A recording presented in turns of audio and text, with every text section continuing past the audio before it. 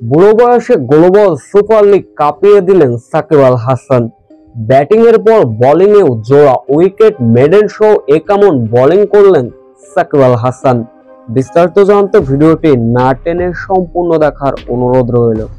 দীর্ঘ 1.5 মাস পর global টি-20 league দিয়ে মাঠে ফিরলেন সাকিব আল হাসান। উদ্বোধনী ম্যাচে দুবাই ক্যাপিটালসের হয়ে ব্যাট হাতে অনন্য পারফরমেন্স করেছিলেন সাকিব আল হাসান।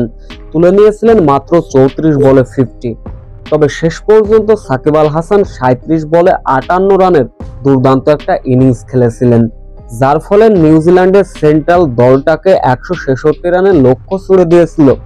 ইনিংসের পঞ্চমতম ওভারে বোলিংয়ে আসলেন সাকিব আল হাসান। প্রথম বলেই উইকেট তুলে নিলেন। ওই ওভারেই জোড়া উইকেট শিকার করেন সাকিব আল হাসান, দিলেন মেডেন। নিজের ব্যক্তিগত দ্বিতীয় ওভারে এসে আবারও উইকেটের দেখা পেলেন সাকিব আল হাসান। এরপরে বল হাতে অনন্যভাবে পারফরমেন্স করলেন সাকিব আল হাসান, যেন সেই পুরনো ভয়ঙ্কর রূপেই ফিরলেন।